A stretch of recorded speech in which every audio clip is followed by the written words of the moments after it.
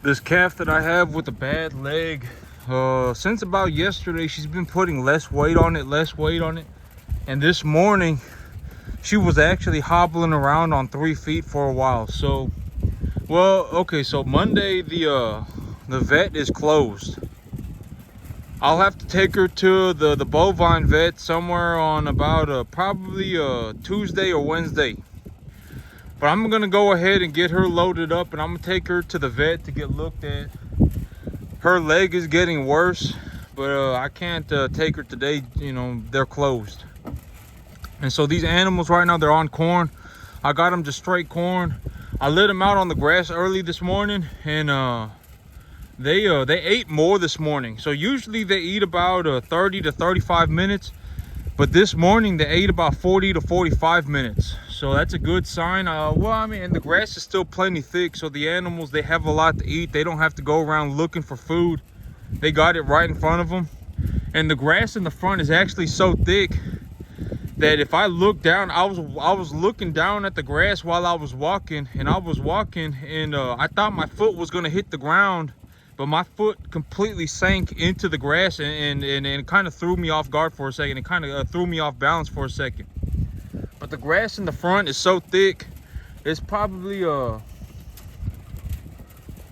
would say it's probably about a foot tall. And the grass in the back is even better. The grass in the back is even better than the grass in the front. So these animals, they have plenty of food.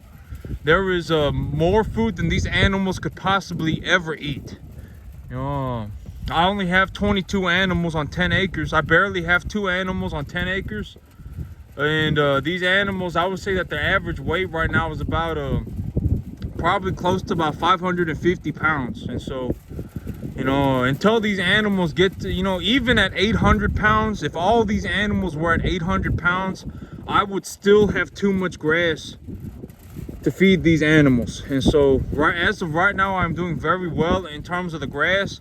And in terms of the business, I'm doing very well. And as of right now, so most of the hard work that needs to get done for the cattle has been done.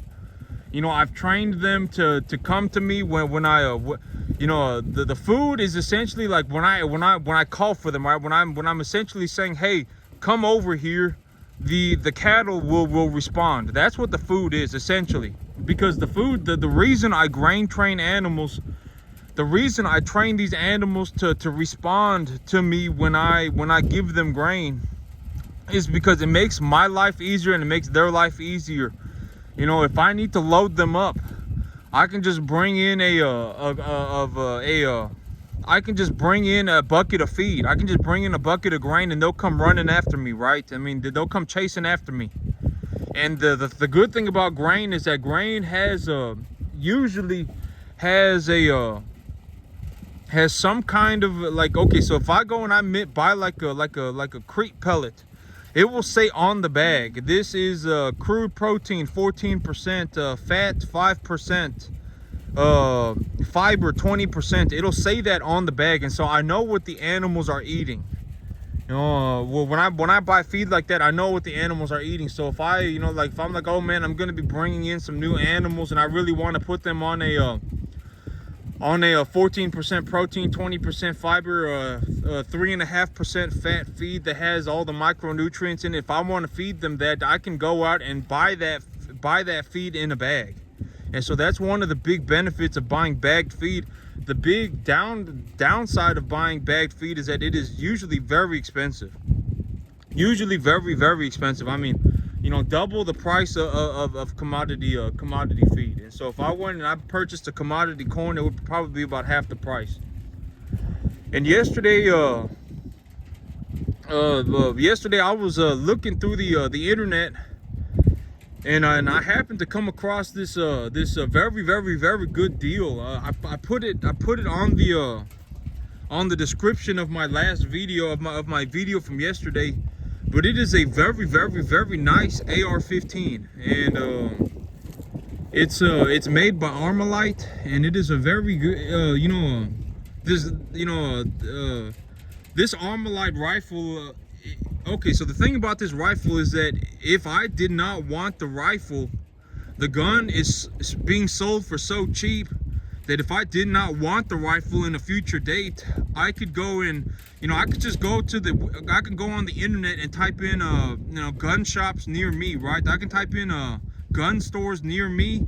I could find the nicest gun store, go to that gun store, and consign my my rifle to sell over there. So I can say, hey, I got this nice rifle, and I'd like to put it up on your shelf, and I'd like to get this price for it. What is your commission rate? They'll usually say it's about 10%. And so these Armalite rifles, the website, but you have to get the 3-gun Armalite M15, the M15 3-gun. The M15 tactical, it's not worth as much as the 3-gun. The 3-gun competition rifle is worth more, objectively worth more. If you look up on the internet, M15 tactical for sale, there are a lot of websites selling them for $1,000. The MSRP is $1,900, and a lot of websites right now are selling them for $1,000.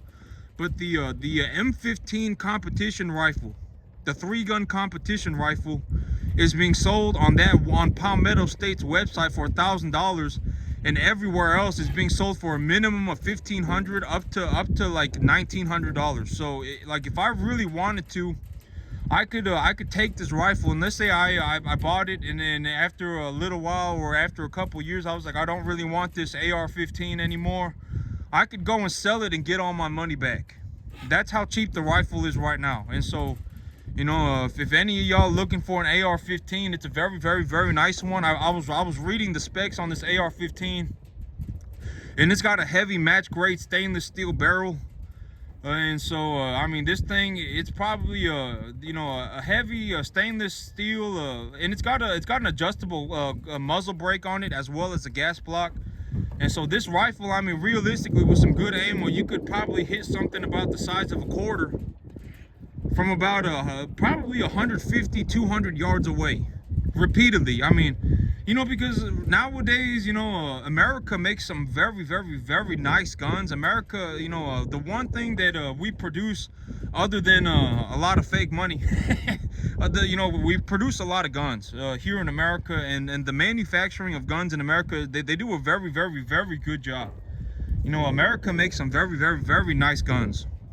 And so, most of the time, like, even this that calf trying to drink milk right here. This that calf that's always trying to drink milk. And yeah, America makes some nice guns. And I mean, before COVID, like 3-4 years ago, I used to be able to buy an AR-15 for like $200. A 100% USA made AR-15, it would cost me about $200. But nowadays they cost almost double. You're gonna have to pay about $400. And that $400 rifle, I mean, realistically, if you like I bought my AR-15 that I bought from Palmetto State. I bought a rifle from Palmetto State, and I bought it a couple of years ago, and I got it for $325.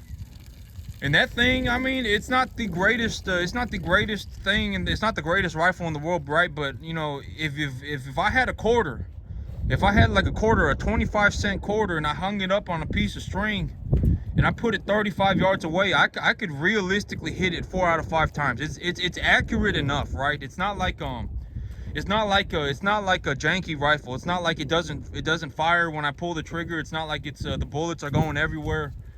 Yep. And so but the good thing about this Armalite rifle is that the Armalite rifle, if I decided that I didn't want the gun anymore, and I wanted to get my money back, I could just go and sell it. And I could go and sell it, and if I sold it, I could maybe even make $100 on it. And so, yeah, but that's kind of a tangent. I think guns are cool.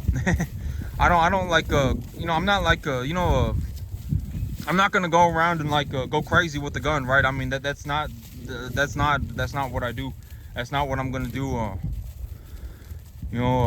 Yep, I mean, a gun is just a tool, right? It's like a hammer. It's like, you know, either I can use the hammer to, you know, to build me a house, or I can use the hammer to go and hit people with it. And I'm not gonna go around hitting people with a hammer either. You know what I'm saying? Yep, the holding pen's been finished. And so I'm about ready. I think about here in about a week. Everything that I've needed to do in terms of these calves, in terms of getting them all fixed up and getting them all squared away, has been accomplished. They're all just about healthy, except for that one calf that I got standing out front right now with the wobbly leg, the hobbly leg on her.